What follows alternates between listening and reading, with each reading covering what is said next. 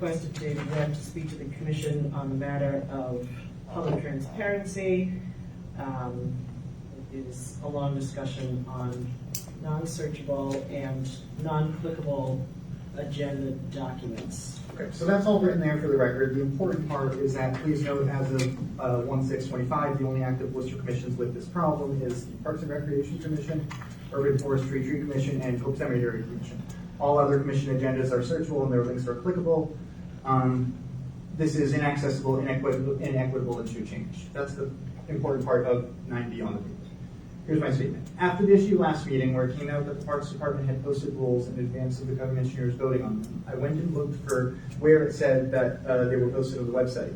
Like as Assistant Commissioner Antonelli Jr. stated at that last meeting, saying that said in the agenda and on the minutes that it was on the website. And I discovered I was unable to search the agenda. I did eventually find a piece of blue underlined text that did not say website, provide a URL or web address, or tell people to go online. So I don't really know if that counts as providing the rules to the public ahead of time.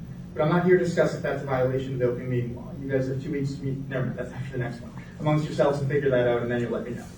But I did begin to wonder if any other commissions or departments had the same issue, and it turns out that the only ones that do are under the Parks Department. Some of those agendas were 152 pages long. I tested by searching them for the word park, and there were 0 search results. I also couldn't highlight any of the text. As I understand it, especially considering when this commission denied Mr. Kilber's agenda because it was PDF, your portable digital format, your department uses the same Microsoft Office 365 subscription as the rest of the city. Now, I want to acknowledge this month's agenda is searchable. The links still don't work, but I'm now able to copy and paste and search the document provided. So you've already changed your procedure here, and I appreciate it. I just wanted to ensure it stays that way.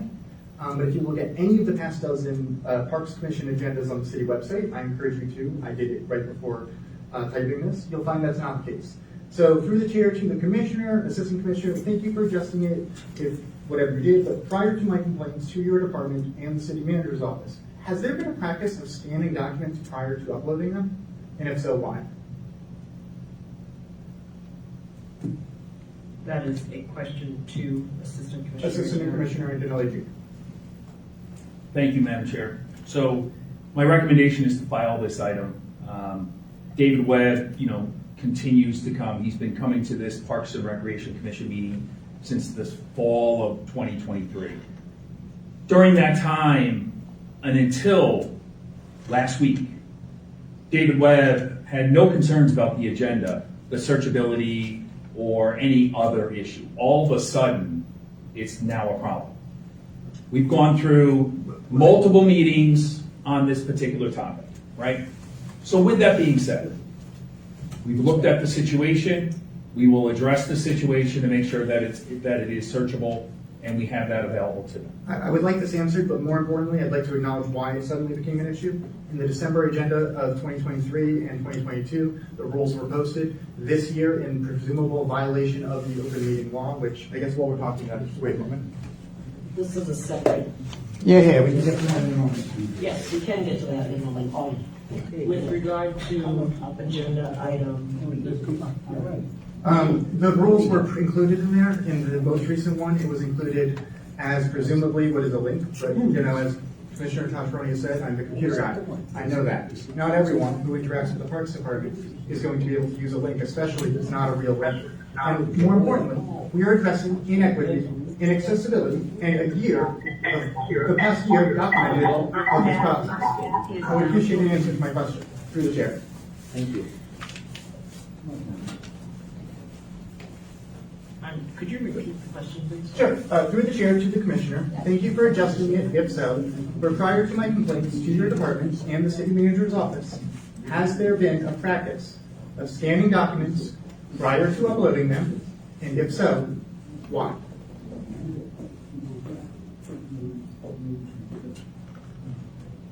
So that may just be the way PDFs have been. Respectfully, none of the other city departments have this issue. And that is not the way PDFs work. In fact, that is the whole point of the way PDFs don't work. The portable digital format.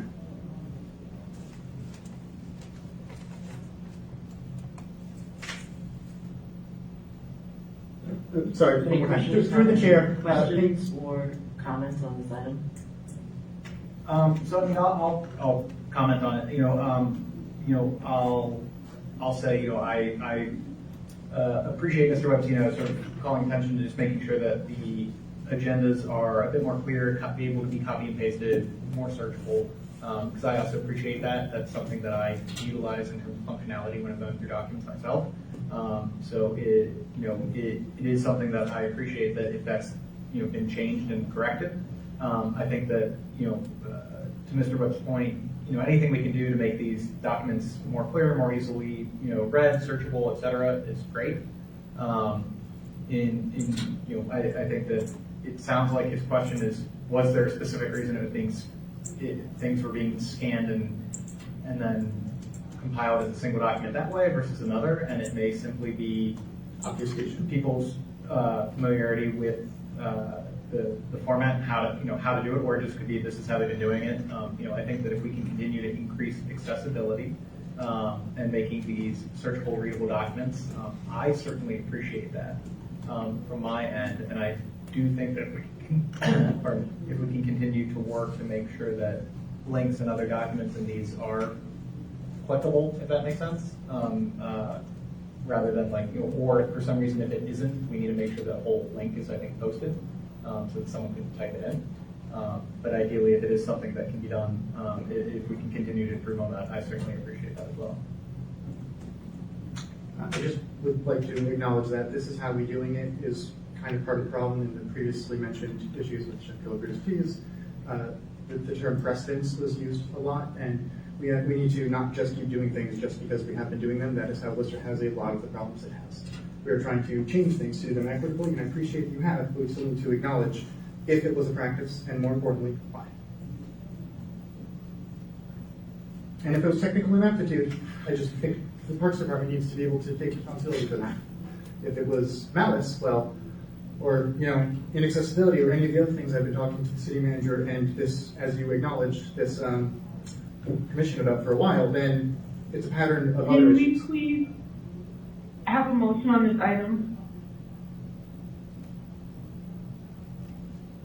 Would you like to make a motion, Commissioner Turner? Yes, I'd like to motion that we file this item, please. With all due respect, I think that would be extremely inequitable of you. I'd like to motion to file this item. Second. Commissioner Cacciaroni? Yes. Commissioner Darty? Yes. Commissioner Serrato? Yes. Commissioner Stratton? No. Commissioner Turner? Yes. Commissioner Samaro? Yes. The next item